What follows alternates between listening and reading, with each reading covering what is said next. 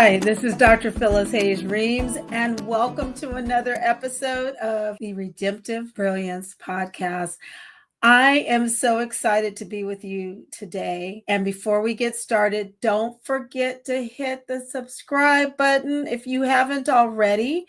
And please share this podcast with other women working in hospice and palliative care. I want us to please grow our community, bringing attention to the awesome work that we do in hospice and palliative care day after day. In today's episode, I want to give you 3 tips to help you refuel. Yes, the word refuel. I have heard so many women talk about the need to refuel, and I feel you. I see you. I understand, because there was a time that I was so depleted emotionally, spiritually, and physically. And I was trying to keep on giving and keep on showing up, operating on fumes. Ladies, sisters, it doesn't work. As you've heard me say over and over, martyrdom is overrated and is underappreciated. Okay. So I want to give you 3 tips to help you refuel. The first one is you have to own it. You just have to own it. You have to own your system, your process to refuel. You work in hospice and palliative care where there are tons of policies, procedures, mandates, criteria, documentation that is continually changing day by day to help us stay in compliance, right? The reality is, as burdensome as it can seem, it's necessary. It's what we have to do so that we can continue to work and provide for our households and those that we hold most dear. It's just the reality. And for us to continue to do the work that we love in serving our patients and their families. It is what it is. So with that being said, even if you are working in a wonderful setting where your leadership is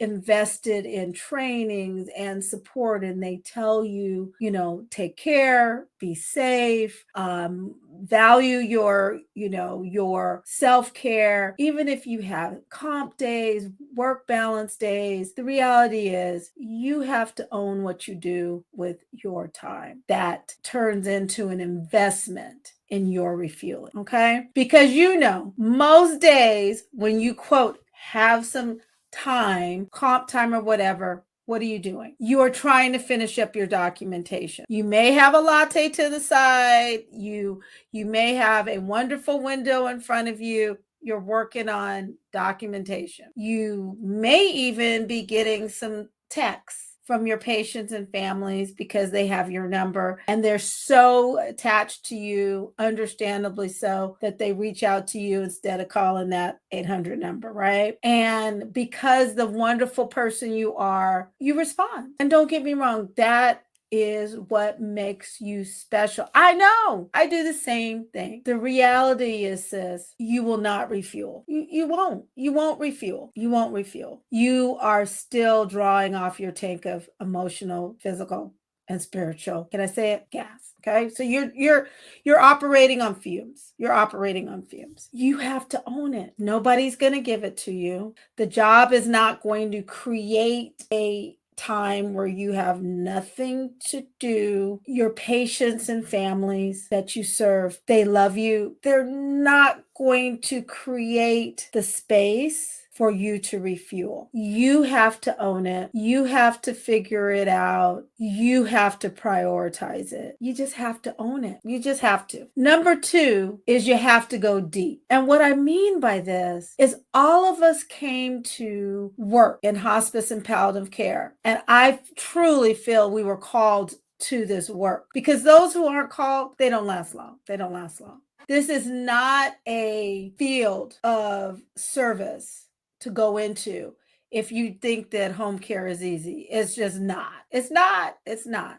And so all of us came to this work for a reason, either for service. Maybe we had experience with our own family members in hospice. And so we've come from other fields of healthcare, and now we're working in hospice or palliative care. So there is a why, correct? That there's a reason why we came. And often that why, that reason, that calling, that fire that were just ignited us on having us come to do this work can just be petered out. And when that happens, we just feel like we're going at times just on this continual hamster wheel. And so it's very important that on a routine basis, you go deep and you reconnect with your why. Number 3, community. You got to get into community. I'll admit it. There was a time in my life where, yeah, I'm busy, I'm with people, but yet I really felt like I had to do it myself. I don't know. And I think that's often for many of us because we're self-disciplined, we care, we're conscientious, we're into wanting to fix things. I'll do it. And as you've heard me say, sisters, martyrdom is overrated and is underappreciated. You've heard me say that. Let me say it again. Martyrdom is overrated and underappreciated. Okay. So we have to not feel like we have to do it all ourselves. You have to know you don't have to do it all by yourself. And really, to be honest with you, you can't. You won't last long. That's where depletion comes in when you don't have a community.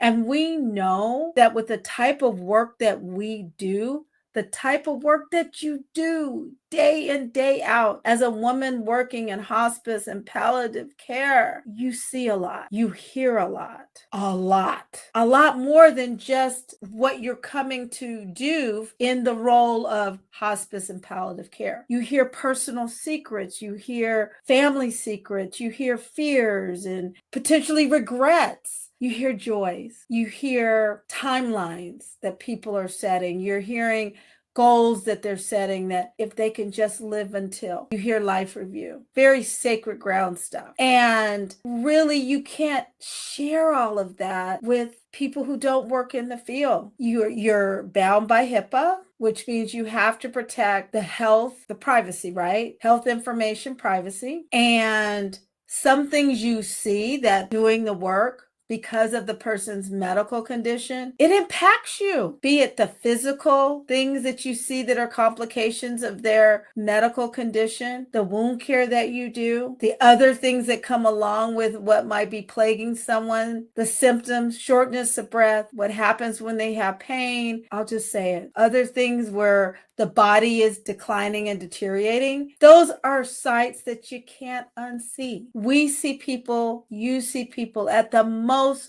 vulnerable. I know, I see it with you. I'm there. And you can't share that with someone who doesn't work in the field. They don't get it. And at the same time, if you don't have a place where you can release that and say it and know that when you're saying it, the person who's listening doesn't feel like you're being unfeeling or is not like shocked. It means a whole lot to know that the person who's listening to you gets it. Or you just say a couple words and they're like, oh yeah, I gotcha. That means so much to feel validated in the emotions that are stirred. Because when you're in the patient and family's presence, you have to be the strong one. You can't be out there falling apart. They need someone to normalize what's going on and to be strong. And you're human. You need to have a place where you can offload, because how can you continue to keep adding on and adding on if you don't have a place to offload? And sis, that doesn't mean that you don't have faith in God through Jesus Christ, because you're human. We're not Christ. We are called and we are invited to be like him. But there is only one Jesus Christ. When he walked among us, he was 100% man and 100% God. Okay? We're 100% man. And through Christ, we tap into that, our spiritual being, and we continue to strive to fill more and more of ourselves with his spirit and model our life after him. But the reality is that we're not Christ, and we're not called to try to carry it all on our shoulders. So you have to have a place to offload. It's like, we talked about being depleted, right? You're depleted because you don't have any space to refuel with the stuff that you need to keep going and to be able to be present in life, because you're full of these other things that you're seeing and you're experiencing, right? So you need to find a community. I'm not saying a gigantic community, but you got to find a community of other Christian women who do the work that you do, similar work that you do, so that you can be in community. You can tap into your spiritual health, your emotional health, your physical health, and you can, with that, tap into biblical principles, the word. It is life-changing. So I encourage you to be in community.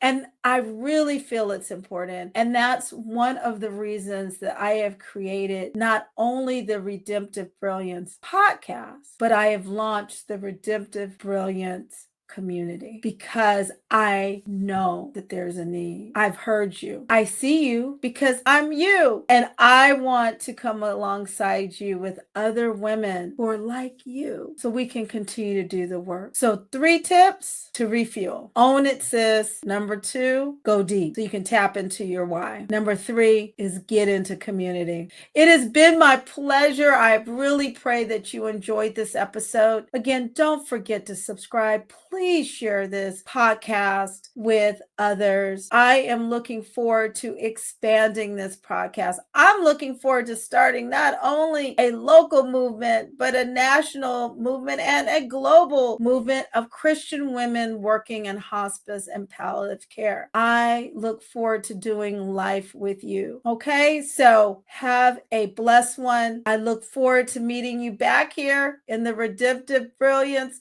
podcast. And I guess I finally decided to own it. I am coming to you from the Redemptive Brilliance She Shed Studios. All right. Love you much. See you next time. All right. Take care. Bye.